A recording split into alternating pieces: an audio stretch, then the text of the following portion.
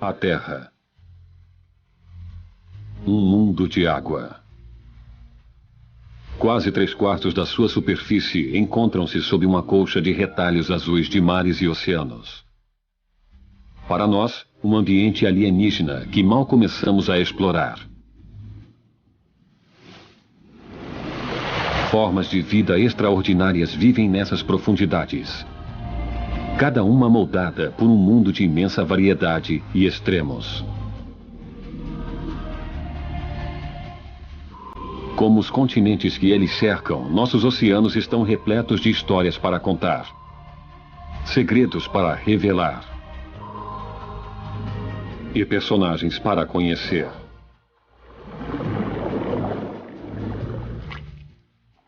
Esta é uma jornada para seu mundo lindo, mas frágil. Em que a luta para sobreviver produz uma elegância encantadora. Um trabalho de equipe genial e encontros fascinantes que revelam o encanto do azul profundo. O encanto do azul profundo.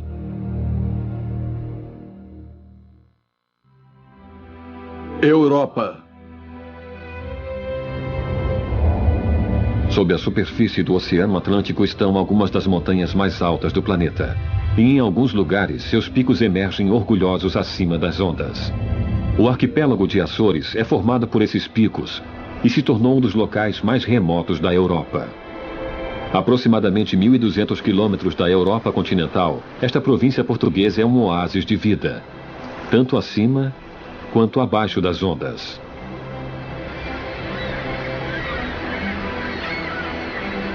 Este isolamento assegura que as velhas tradições ainda prosperem. Em uma terra em que as estações ditam o ritmo da vida.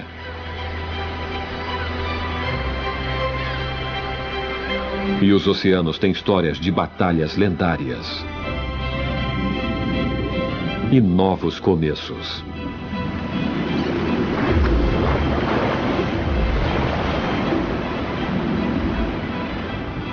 Pois essas ilhas são um chamariz para os pesos pesados do oceano. Alguns que procuram por um descanso das maratonas de migração, enquanto outros buscam as riquezas das profundezas do oceano.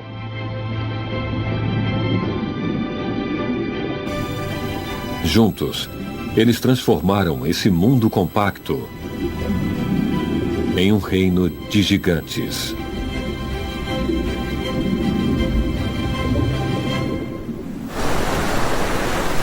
As 9 ilhas dos Açores são relíquias da dorsal mesoatlântica vulcânica, uma cadeia de montanhas sob o mar criada por rochas derretidas que são cuspidas de uma falha geológica na crosta da Terra que divide o Oceano Atlântico.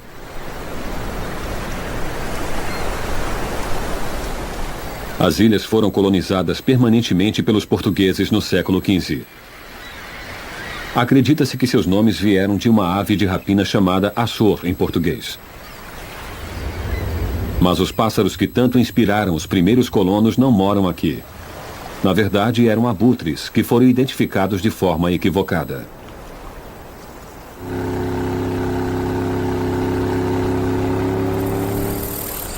A flora da ilha é uma mistura de espécies locais, incluindo 60 delas que não são encontradas em nenhum outro lugar na Terra e centenas de espécies mais familiares que foram introduzidas pelos colonos humanos.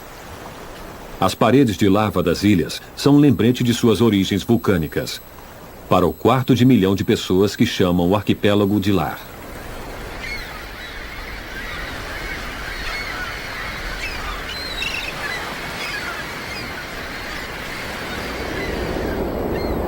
Estendendo-se do fundo do mar para mais de 2.300 metros acima de sua superfície, o Monte Pico é o cume mais alto dos Açores e está entre os picos submarinos mais altos do mundo.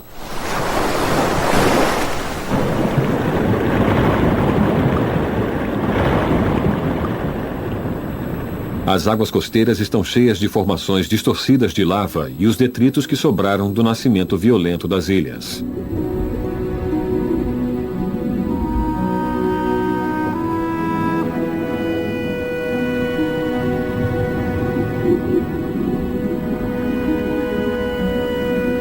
As correntes profundas que são impedidas pela cadeia submersa de montanhas são forçadas para a superfície, onde oferecem um rico suprimento de nutrientes que alimentam a vida nos mares acima.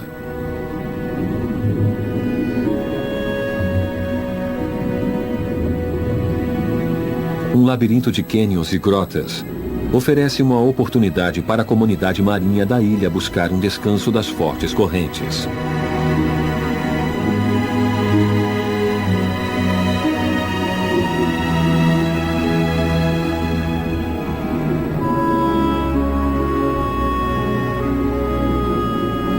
As brechas entre as pedras abrigam alguns dos moradores mais coloridos do Atlântico, se você souber onde procurar.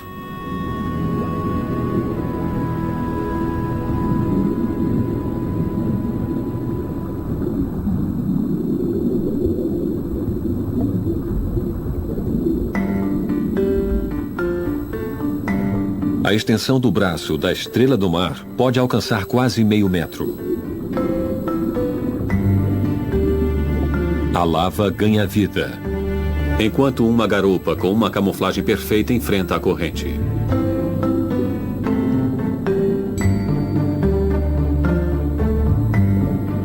Outros encontram esconderijos nos buracos do seu lar rochoso.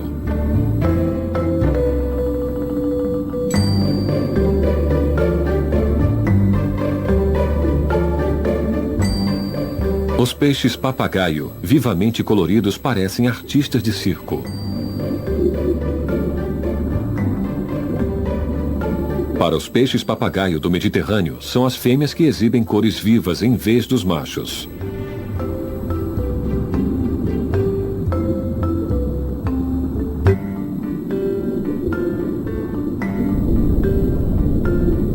Campinas de corais macios pulsam na forte oscilação do Atlântico.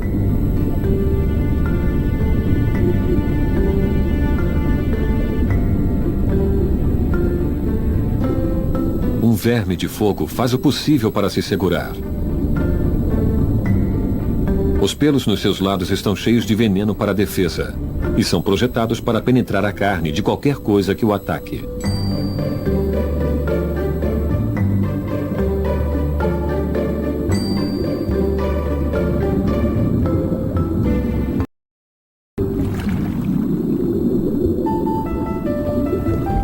O salmonete usa os dois pesos no seu queixo para cavar o leito arenoso do fundo do mar em busca de partículas saborosas.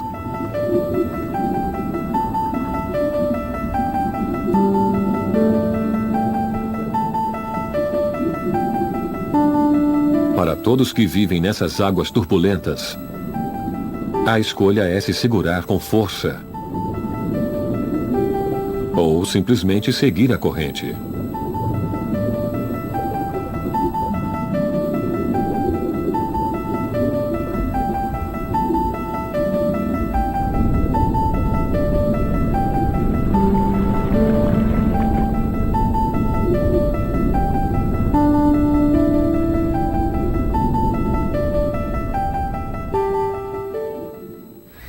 Para o povo dos Açores, essas águas ricas há muito lhes fornecem uma fonte de alimento e inspiração para muitas das suas tradições. Hoje, barcos de lazer modernos boiam no porto. Mas em tempos passados, prevalecia uma relação diferente com o mar.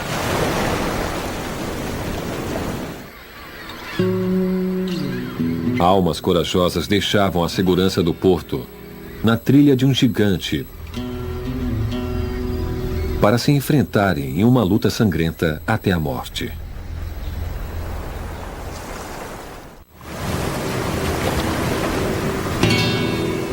As águas dos Açores têm sido usadas para a pesca desde os anos 1600, embora sua topografia singular as torne um desafio mesmo para aqueles armados com a tecnologia mais moderna. Mas durante o século XIX, outra indústria florescia aqui, que dependia de uma técnica simples, mas mortal.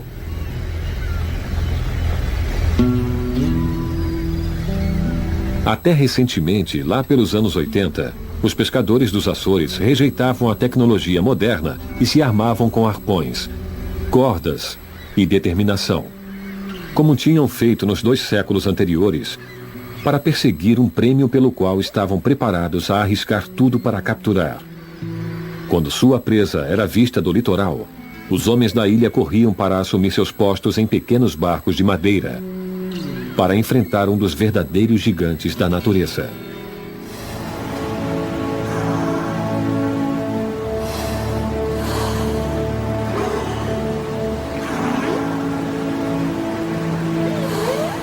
O cachalote.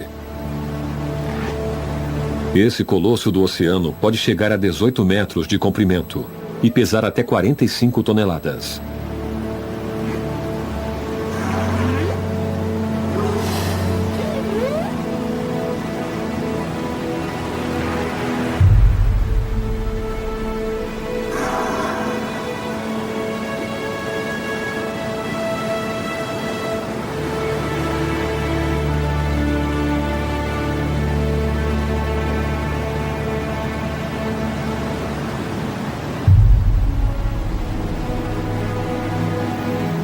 As histórias dos baleeiros são cheias de contos de batalhas desesperadas com baleias arpoadas. Mas apesar dos barcos frágeis, as baleias foram inevitavelmente massacradas aos milhares. Em 1984, a caça às baleias nos Açores finalmente virou uma coisa do passado. Hoje, as interações entre baleias e humanos são do tipo pacífico. E os únicos caçadores na trilha das baleias são ecoturistas, que vêm atrás do encontro de toda uma vida. O cachalote é um quebrador de recordes. Seu cérebro é o maior e mais pesado de todas as espécies na Terra. Eles podem produzir alguns dos sons mais altos no reino animal, gerando cliques que chegam a 230 decibéis, que podem viajar por muitos quilômetros através das profundezas e podem ser altos o suficiente para atordoar a presa. Eles também podem mergulhar mais fundo do que qualquer mamífero, chegando à profundidade de 3 quilômetros abaixo da superfície. Esses mergulhos podem durar umas 2 horas antes que a baleia precise ir para a superfície para respirar.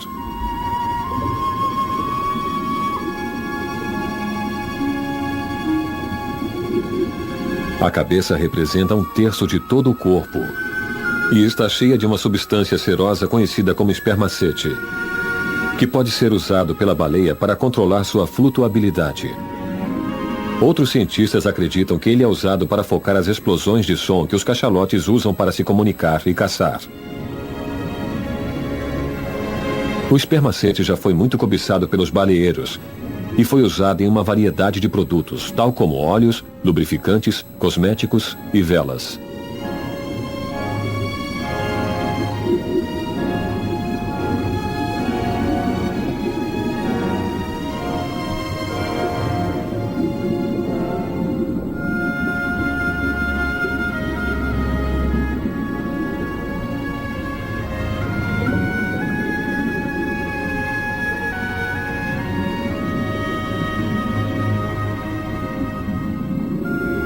Uma mandíbula inferior longa e estreita está armada com 2 fileiras de dentes afiados, cada um com até 18 centímetros de comprimento e pesando 1 quilo.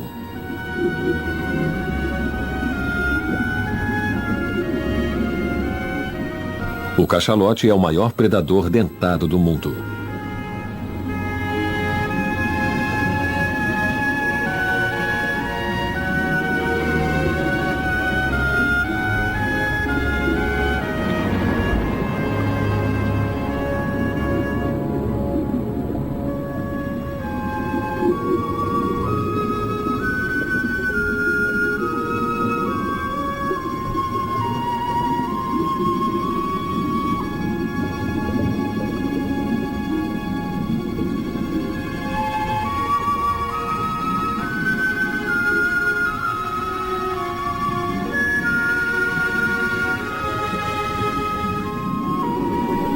Nenhuma luz do sol alcança as profundezas para onde ele mergulha, e na escuridão total, eles usam a ecolocalização para caçar presas, que incluem a lendária lula gigante, que pode ter 10 metros de comprimento.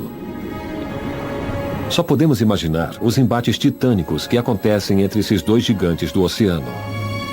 As cicatrizes circulares deixadas pelas ventosas da lula são vistas comumente nas cabeças das baleias.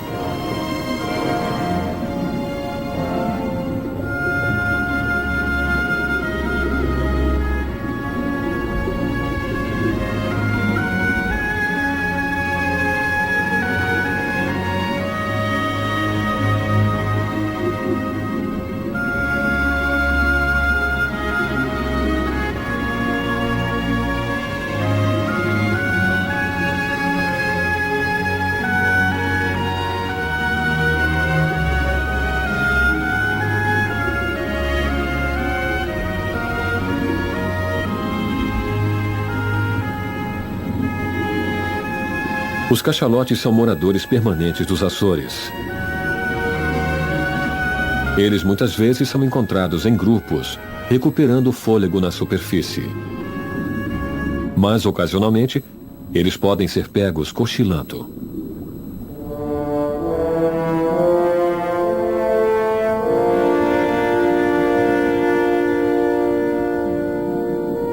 Acredita-se que o cachalote dorme por breves momentos, por volta de 12 minutos de cada vez, para recarregar as baterias.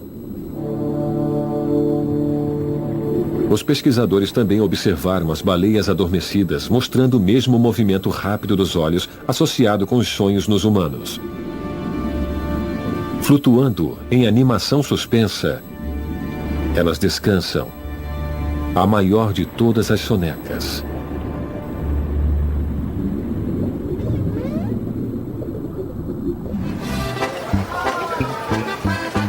Nos meses de verão, o sono não é uma prioridade para os baladeiros da madrugada.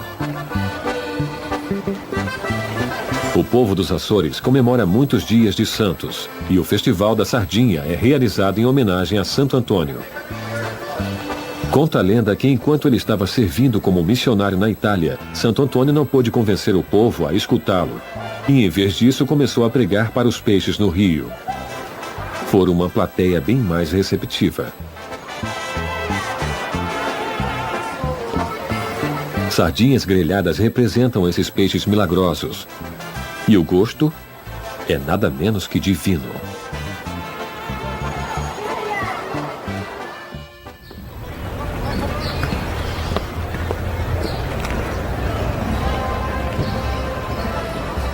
Outra tradição da ilha é a tourada à corda. Um divertimento para a comunidade. Esse passatempo popular tem sido praticado aqui desde o século XVI.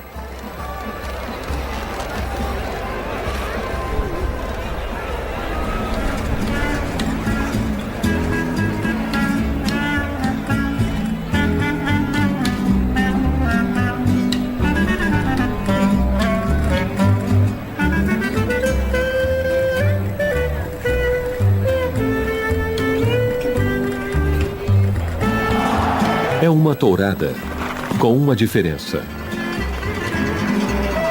A tourada é completamente sem sangue, e em vez disso, a energia do touro é usada pelos valentões locais para impressionar as multidões.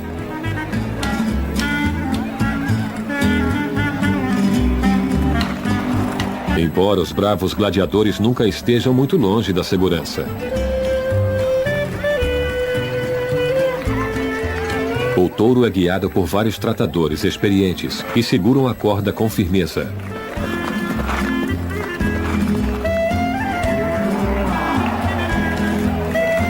Os corajosos ou imprudentes são convidados a chegarem o mais perto do touro que ousarem, usando guarda-chuvas ou o que estiver à mão para confundir o adversário.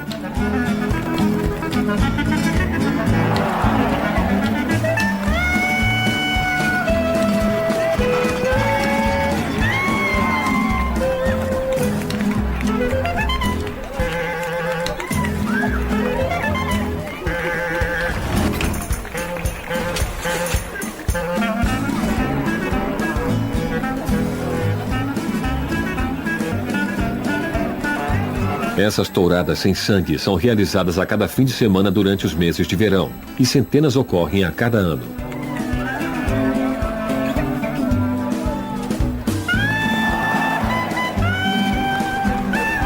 O touro é basicamente o astro do show. No final da tourada, ele é recolhido em segurança. E as festividades podem começar. A posição solitária dos Açores no Oceano Atlântico os coloca à mercê dos elementos. As ilhas são aquecidas pela corrente do Golfo, uma corrente de água quente que corre para o nordeste vinda do Golfo do México. O clima é ameno e úmido, mas o tempo no Atlântico pode ser extremamente volátil. Quando chegam as tempestades, é hora de fechar as portas e janelas. Fora as almas mais resistentes, que se recusam a ser derrotadas.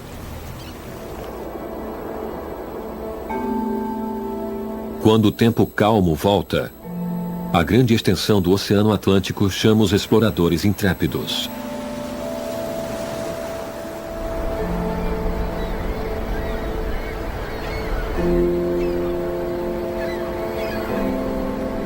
Entre os picos do arquipélago está a chance de experimentar uma aventura de mergulho onírica na água azul.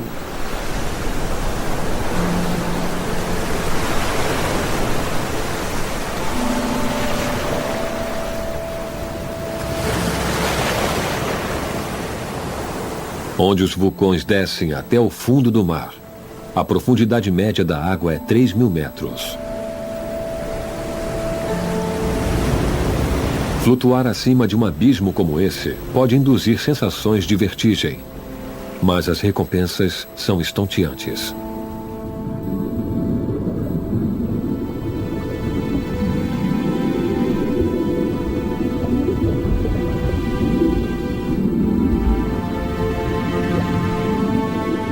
As jamantas gigantes deslizam pelas correntes. Essas viajantes do oceano podem chegar a 5 metros de largura.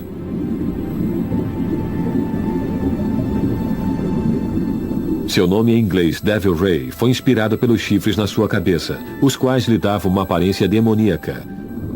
Mas esses são gigantes gentis, alimentando-se apenas de pequenos peixes e criaturas planctônicas, usando seus membros que parecem chifres para canalizá-los para as suas bocas enormes.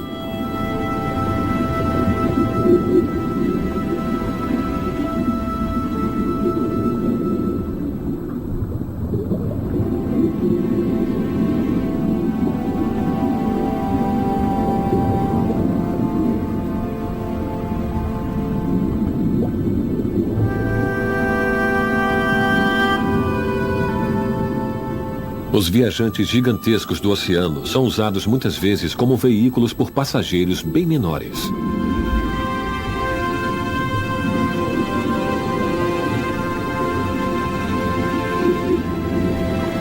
As rêmoras são peixes especializados que, apesar de também serem nadadores competentes, pegam carona com os habitantes maiores do mar, usando uma nadadeira na parte de cima da cabeça que foi transformada em uma ventosa.